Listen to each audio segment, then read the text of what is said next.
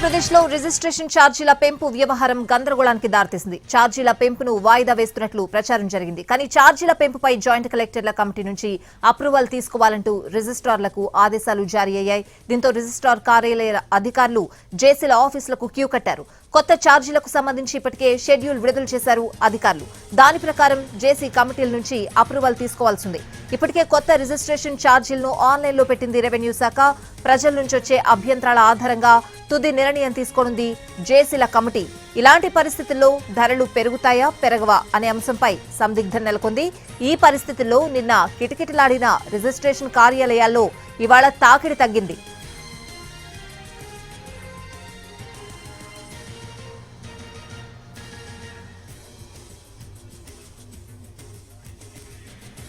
ఆంధ్రప్రదేశ్లో రిజిస్ట్రేషన్ ఛార్జీల పెంపు వ్యవహారం గందరగోళానికి దారితీసింది. ఛార్జీల పెంపును వాయిదా వేస్తున్నట్లు ప్రచారం జరిగింది. కానీ ఛార్జీల పెంపుపై జాయింట్ కలెక్టర్ల కమిటీ నుంచి అప్రూవల్ తీసుకోవాలంటూ రిజిస్ట్రార్లకు ఆదేశాలు జారీ అయ్యాయి. పూర్తి అప్డేట్స్ అడిగి తెలుసుకుందాం. గుంటూరు నుంచి మా ప్రతినిధి కృష్ణ లైవ్ లో సిద్ధంగా ఉన్నారు. కృష్ణ,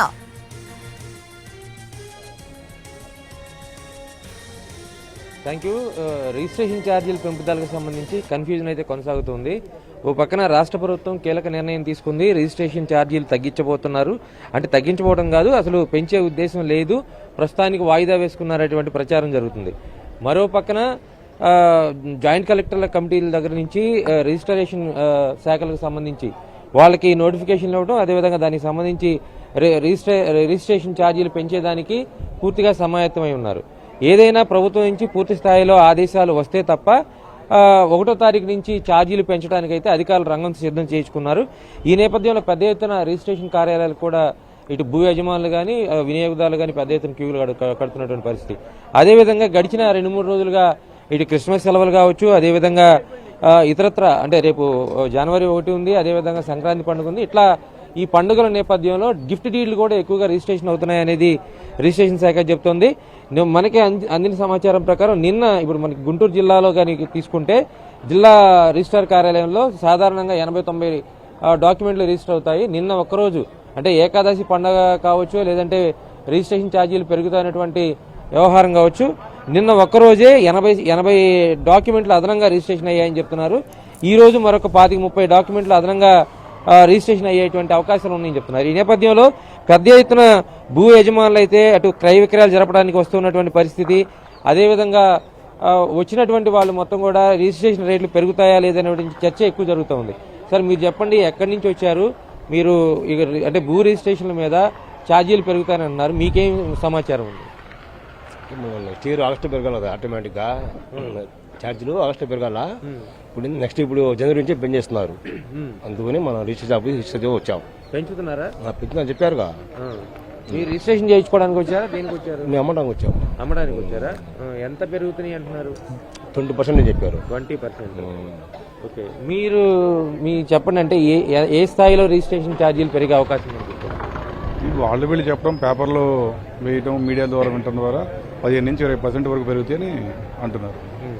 ఇవాళ ఇక్కడ ఈ రష్ మొత్తం కూడా దాని ప్రభావమేనా? ఖచ్చితంగా దాని కారణమే. నిన్న ఇవాళ ఈ 2-3 రోజులు కూడా ఇదే రష్ కొనసాగిద్ది.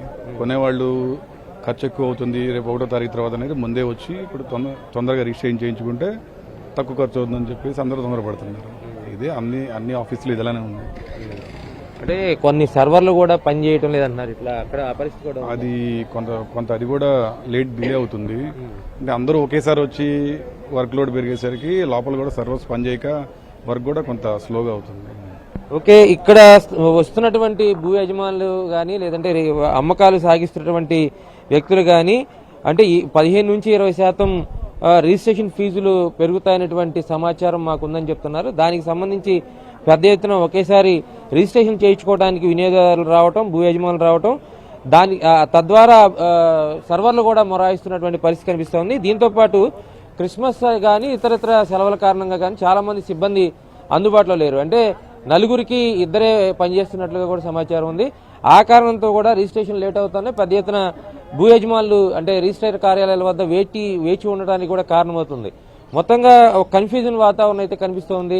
రిజిస్ట్రేషన్ ఛార్జీలు పెరుగుతాయా లేదా అనేది రేపు 30వ తేదీన కేబినెట్ మంత్రివర్గం దీని మీద చర్చ చేసి ఆ తర్వాత తీసుకునేటువంటి నిర్ణయం మీద ఈ ఛార్జీల పెంపుదల లేదంటే ఇప్పుడు కాదా అనేటువంటి విషయం ఆధారపడి ఉంటుందనేది అధికార యంత్రాంగం చెప్తుంది. అదేవిధంగా భూ యజమానులు కూడా అదే ఆలోచిస్తున్నారు.